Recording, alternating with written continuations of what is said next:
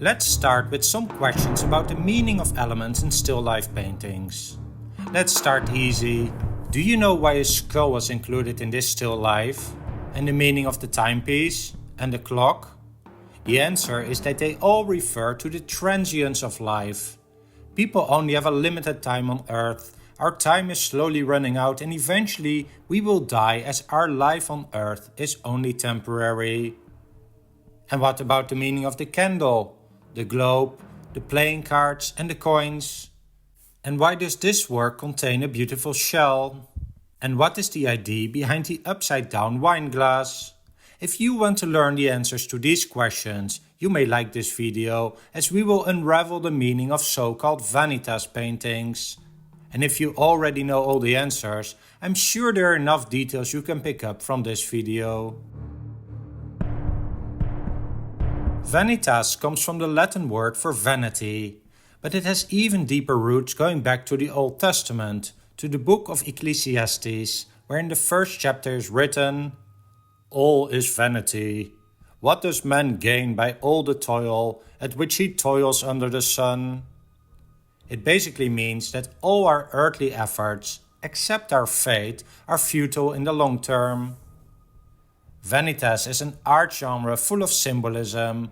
This genre expresses the transience of life and the certainty that we will all die eventually. It's a genre that became popular in the 17th century Netherlands, during a time when a large part of the country moved from Catholicism to Protestantism.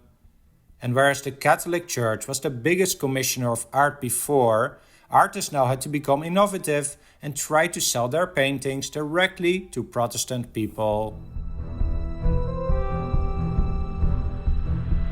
So, the presence of a skull in a still life refers to the fragility of life.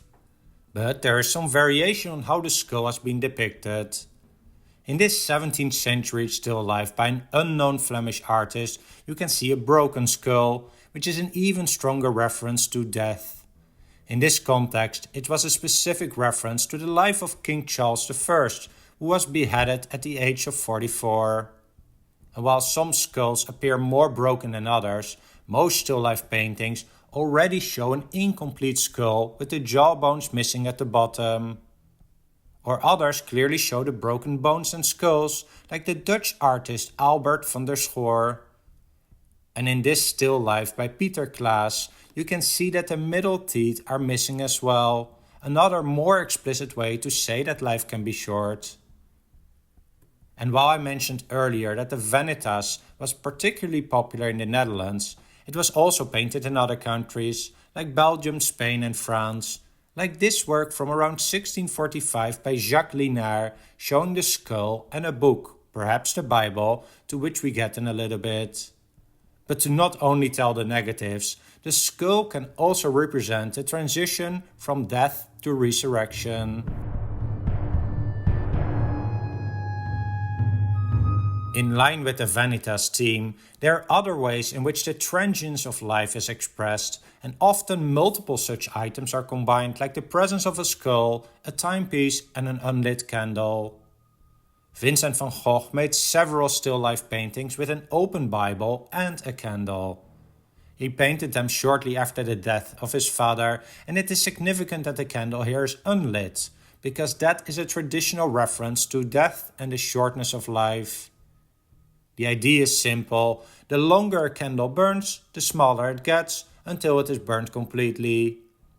However, a lit candle would have a more positive association related to light, knowledge and truth, but lit candles are not common in still life paintings. Although, the candle can also be lit, but pretty short, indicating that time is running out. The passage of time and the warning that life is short can also be represented by a clock, a pocket watch, the smoke coming from an empty or extinguished oil lamp, and an hourglass. And this painting from around 1635 combines many of the Vanitas elements in a single painting. Not surprisingly, this work by the Spanish artist Antonio de Parede is entitled Allegory of Vanitas. The shell in this work from 1640 by Harmen Steenwijk is quite beautiful. It's not one that you would find on the beaches of Steenwijk's country of the Netherlands, and it came from some tropical beach, a collector's item brought back during one of the trade journeys. It was also an opportunity for the artist to show off his skills in capturing different surfaces, but the main meaning of the empty shell is that it refers to a life lost. Books are a reference to learning and intellect, which may inform someone's faith. And even the contrast between the newer book at the bottom and the used crumpled book at the top are an additional reference to the passage of time. And sometimes this reference is very subtle, like in this 17th century work by the Italian artist Pier Francesco Cittadini, showing a little fold at the corner of one of the pages. And these books did not only have to be religious ones like the Bible, they could also be contemporary or classical ones as shown here. Returning to this work by an unknown Flemish artist, did you notice the bubbles on the top, which are a symbol for the brevity of life as they can burst anytime? You can also see a single bubble on the top of this Flemish still life. And then there's a globe that is shown in various works, which refers to the earthly power and possessions that are taken away from us at death. Musical instruments and scores are a reference to the ephemeral pleasures of music. An upside-down wine glass is a reference to the temporary pleasure of alcohol. And playing cards are also a reference to earthly pleasures, and more specifically gambling. In line with that, some artists included flowers that are already dying, again a clear reference to transience. The expensive Japanese sword here is a symbol for the futility of power, luxury and wealth. Just as this upside-down crown in Evert Collier's still life refers to the temporary pleasure of power, while some other artists prefer to include some jewelry, money, or other expensive items to refer to the temporary pleasure of wealth.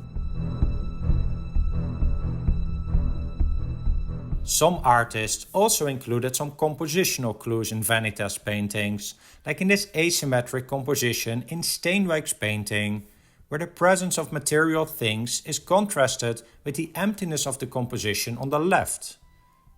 And the Flemish artist Hendrik Andriessen painted this still life with a closed niche representing the world, within which the other still life items are representing various types of transience, including some tobacco, which is just like alcohol, a reference to the simplicity of earthly pleasures.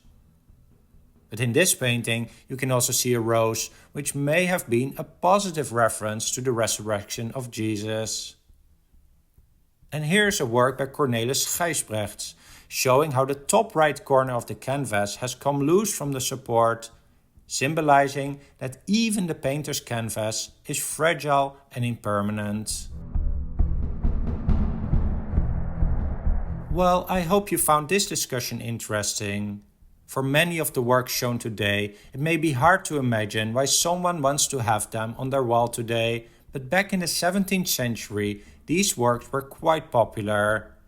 For example, most of the Netherlands had just transitioned from Catholicism to Protestantism, a religion that put much more emphasis on modesty. But at the same time, the country was very prosperous, and that contrast fueled the demand for these Vanitas paintings. Finally, if you want to support the channel, please hit that thumbs up button, subscribe and hit that notification bell. But perhaps more important, I love reading your thoughts and comments about the subject of Vanitas paintings. Thanks for watching.